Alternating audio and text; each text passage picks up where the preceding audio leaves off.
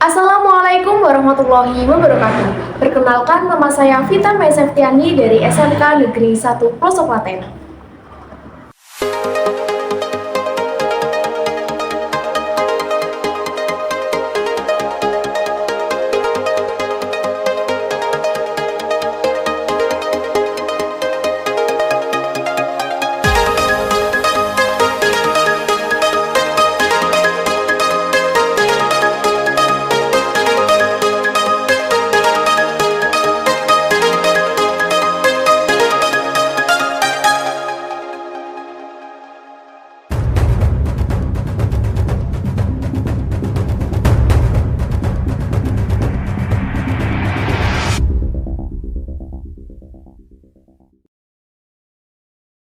Saya akan sedikit berbagi ilmu dari kajian Islam di SMK Negeri 1 Pelosok Klaten.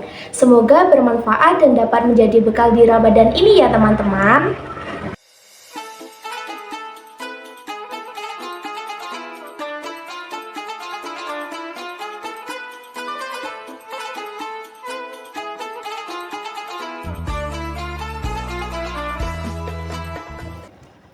Puasa Ramadan merupakan suatu ibadah yang mendidik, melatih kita untuk menahan dan mengendalikan hawa nafsu. Baik itu nafsu makan dan minum, seksual, marah, malas, serta nafsu lainnya. Salah satu tujuan dari puasa Ramadan adalah membentuk keterampilan kita dalam mengendalikan hawa nafsu sebagai bekal menghadapi tantangan di luar Ramadan. Memang hawa nafsu dapat menjadi ancaman yang luar biasa bagi kehidupan manusia, karena datangnya bisa dari dalam diri, bahkan dari lingkungan yang terus menyerang sepanjang hidup manusia hingga hembusan nafas terakhir. Maka dari itu, pengenalan hawa nafsu diri itu penting bagi kita sebagai bekal untuk melatih diri di bulan Ramadan dan kehidupan di luar Ramadan, yaitu saat melawan hawa nafsu. Dalam hukum peperangan yang saya ketahui, siapa yang lebih mengenal kekuatan dan kelemahan lawan, ia akan memenangkan peperangan tersebut. Lalu, bagaimana jika hal ini kita terapkan dalam perang melawan hawa nafsu diri? Seorang muslim, jika ingin melatih dirinya untuk mampu mengendalikan hawa nafsunya, maka harus mengenali hawa nafsu yang dimilikinya. Pengenalan hawa nafsu tersebut akan membuat kita tahu karakteristiknya, seperti dari mana datangnya, kapan dan dalam kondisi seperti apa hawa nafsu itu menyerang, dan lain sebagainya. Hasil pengenalan nafsu inilah bisa menjadi pijakan kita dalam menyusun strategi melatih kemampuan mengendalikan hawa nafsu, maupun strategi menghadapi hawa nafsu tersebut. Oleh karena itu, di sini saya akan menyampaikan materi tentang mengenali hawa nafsu diri sebagai bekal menjalani puasa Ramadan.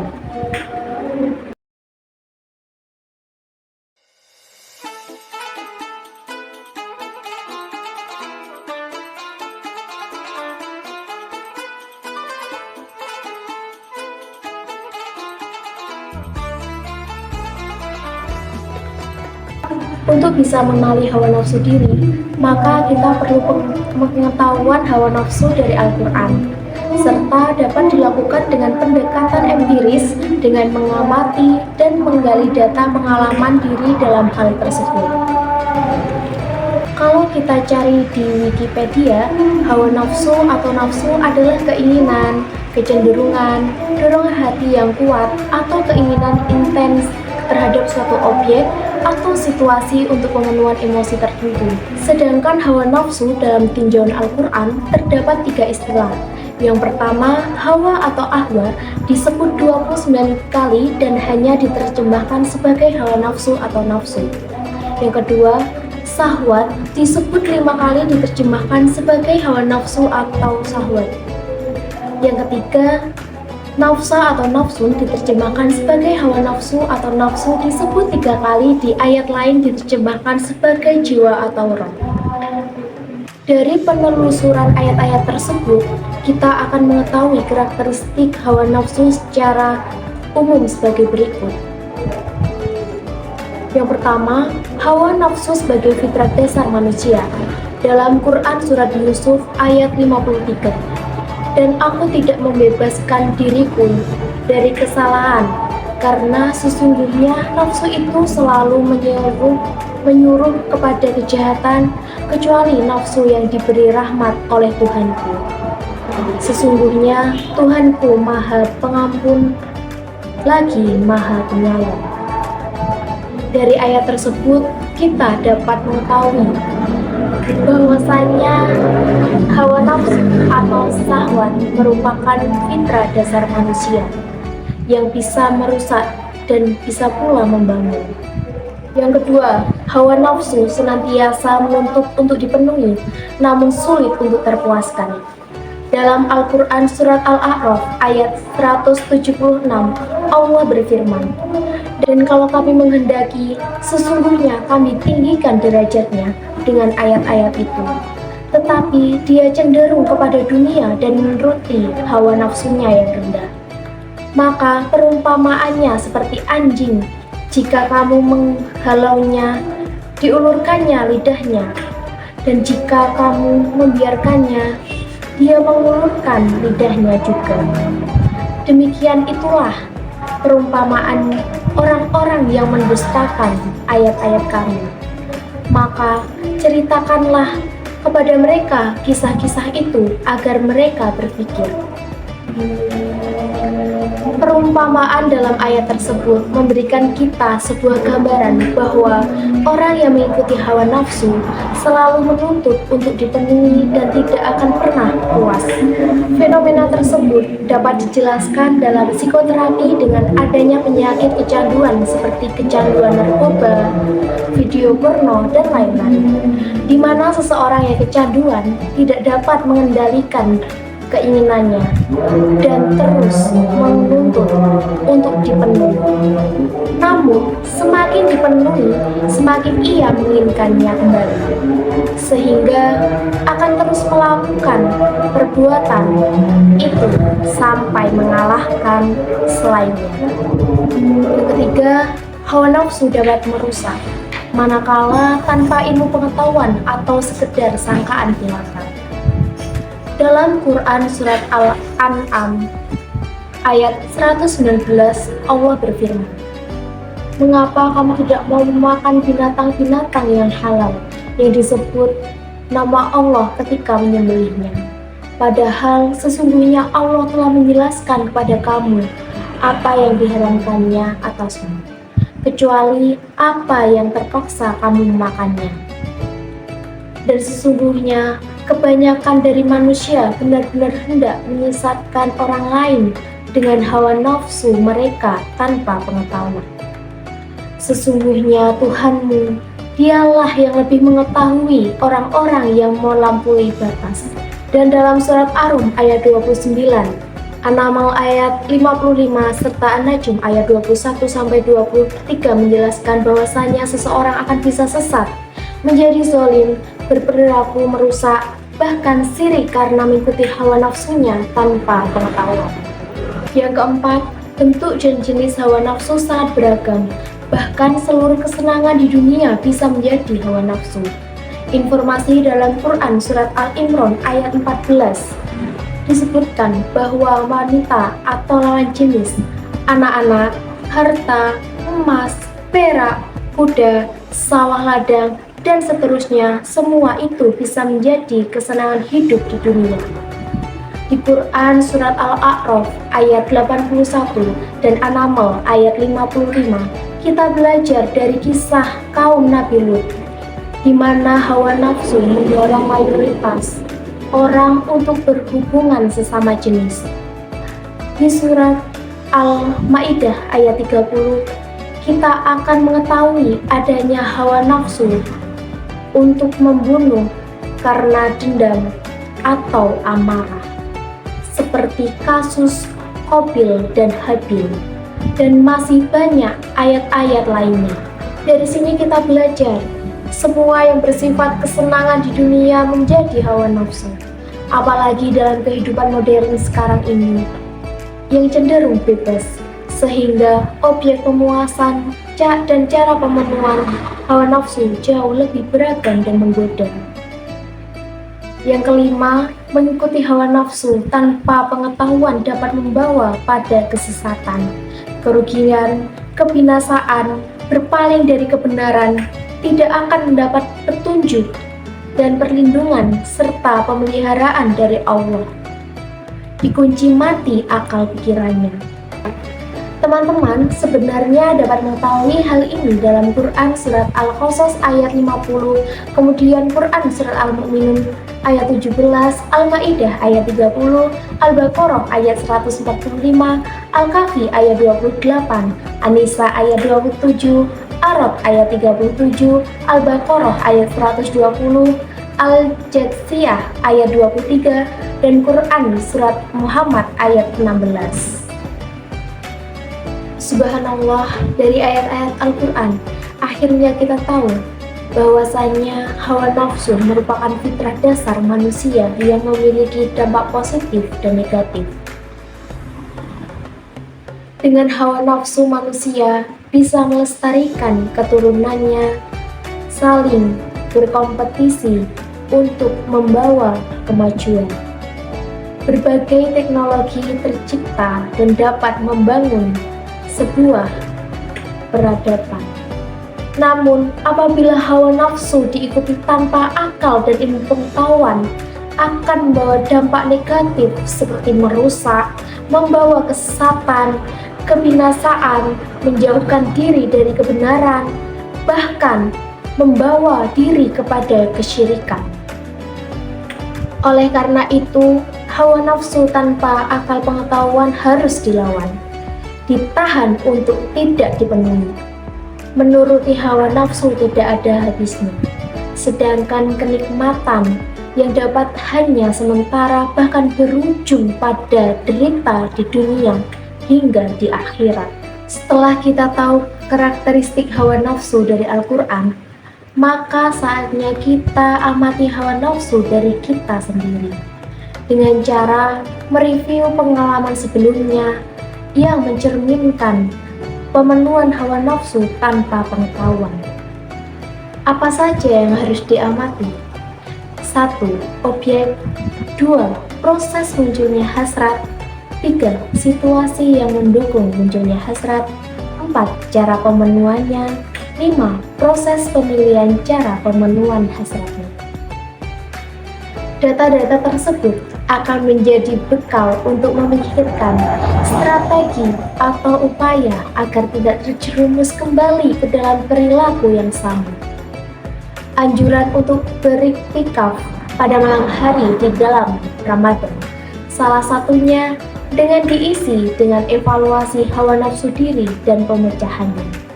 Maha besar Allah yang tidak hanya menciptakan manusia dengan hawa nafsu, tetapi juga menganugerahkan akal yang mampu memilah mana yang benar, mana yang salah, sehingga dapat mengendalikan hawa nafsu. Jika diibaratkan hawa nafsu seperti kuda liar yang bergerak sesuai kehendaknya, maka akal dan pengetahuan yang menjadi pengekamnya. Semoga Allah tambahkan ilmu pengetahuan kepada kita semua, sehingga kita dapat mengendalikan hawa nafsu dari diri kita. Sekian dari saya, apabila ada salah kata, saya memohon maaf yang sebesar-besarnya. Wabillahi taufiq wal hidayah. Wassalamualaikum warahmatullahi wabarakatuh.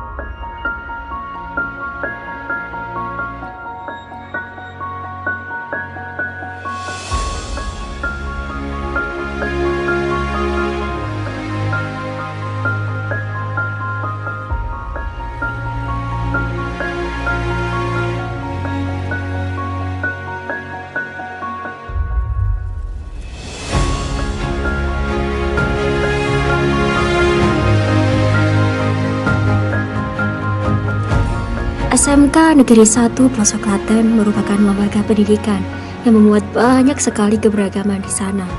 Siswa-siswinya pun memiliki banyak perbedaan dalam hal budaya, pola didik keluarga, agama, dan lainnya. Mereka senantiasa saling berinteraksi, sehingga terjadinya konflik tak dapat dihindarkan. Respon yang diberikan pun beragam. Ada yang menyikapi dengan baik sehingga semakin solid, namun ada juga yang merespon dengan sikap ekstrim seperti kekerasan. Hal ini membuat konflik bertambah runyam. Banyak dampak negatif yang ditimbulkan, seperti retaknya hubungan, perpecahan, hingga luka batin maupun fisik atau rusaknya fasilitas publik. Dari realitas inilah muncul keinginan dari kami untuk meminimalisir agar konflik antar siswa di sini tidak berujung pada kekerasan, melainkan terselesaikan dengan benar dan bil hikmah, sehingga tercipta suasana damai, rukun, yang dapat menjadi modal untuk kondusif dan maju bersama.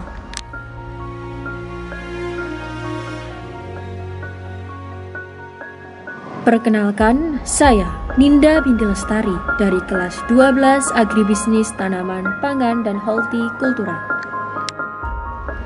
Dan saya Siti Zahra Hanifah dari kelas 12 Agribisnis Tanaman Pangan dan Hortikultura.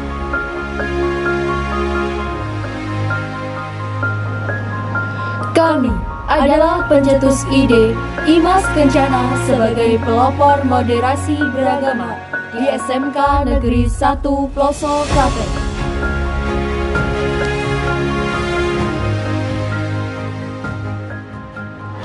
Kenapa ide ini bisa keluar?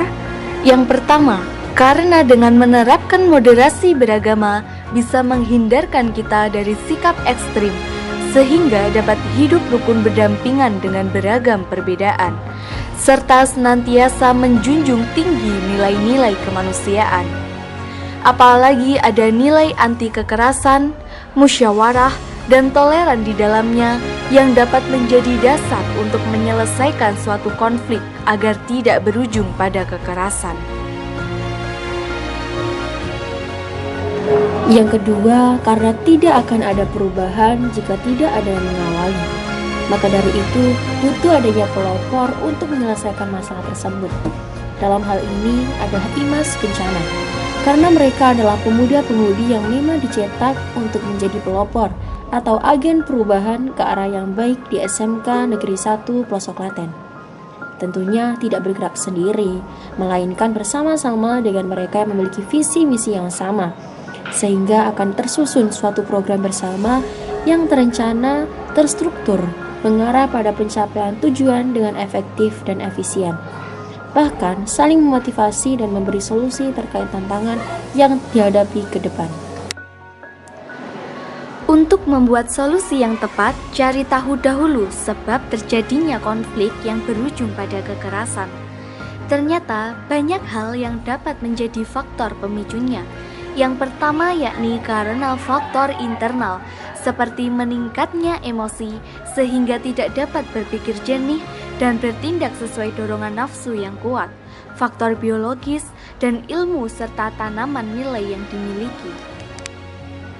Yang kedua, yakni faktor eksternal seperti kondisi alam, keluarga, teman, media sosial, bahkan pola interaksi antara siswa yang kurang akrab. Jika kita pikir lebih lanjut, ada sebab yang bisa kita jangkau untuk diatasi, namun ada juga yang tidak dapat. Terinspirasi oleh kutipan percakapan antara Mouse dan Neil Caffrey dalam serial White Collar, jika tak bisa mengubah arah angin, cobalah mengubah layar. Kami pun mulai fokus memikirkan upaya untuk menangani sebab yang dapat kita jangkau, dan hal tersebut dapat membawa pengaruh untuk meminimalisir agar konflik tidak berujung pada kekerasan. Lantas, upaya apa yang akan kami berikan? Yang pertama, Imas Kencana akan mendapatkan wawasan dan pelatihan sebagai bekal untuk menjadi pelopor moderasi beragama di SMK Negeri 1 Pelosok Klaten, sehingga mampu meminimalisir konflik agar tidak berujung pada kekerasan. Yang kedua, Imas Kencana memberikan sosialisasi kepada siswa-siswi SMK Negeri 1 Pelosok Klaten dengan cara diambil perwakilan tiap kelas. dengan harapan tiap kelas ada memiliki wawasan yang benar dan muncul rasa peduli serta motivasi untuk terus serta meminimalisir agar konflik tidak berujung pada kekerasan.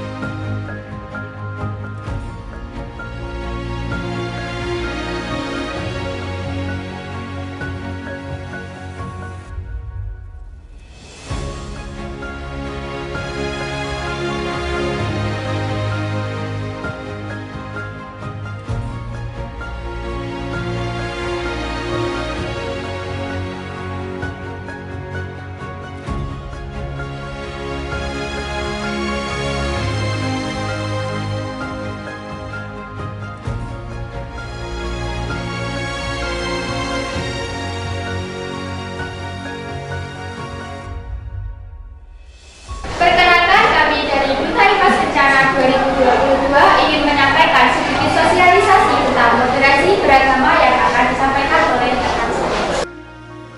Selain berbagi ilmu, IMAS Kencana juga menyediakan forum sharing, baik itu lewat pertemuan tatap muka maupun daring, sehingga bisa belajar satu sama lain untuk menangani suatu konflik agar tidak berujung pada kekerasan, melainkan terselesaikan dengan benar dan bil hikmah. Tentunya akan didampingi oleh pembina dan ada etika penyampaiannya. IMAS Kencana juga membuat program aksi untuk memupuk tali persaudaraan dan toleransi, seperti main game bareng, mengadakan bakti sosial membantu anak sekolah yatim duafa, baik yang muslim maupun non-muslim di lingkungan sekitar. Kami sangat bersyukur ketika upaya yang dijalankan dapat membuahkan hasil. Terbukti dari rangkaian kegiatan Disnatalis yang begitu banyak perlombaan, hingga ada hiburan musik dangdut dapat berjalan dengan damai. Di balik itu, ada usaha yang dilakukan oleh mereka yang telah mendapatkan pembekalan untuk meminimalisir konflik tidak berujung pada kekerasan. Seperti mengadakan musyawarah, voting, jika ada yang emosi dengan cepat diredam sehingga tidak terjadi aksi perkelahian atau tawuran. Sungguh indah bukan ketika moderasi beragama diterapkan bersama.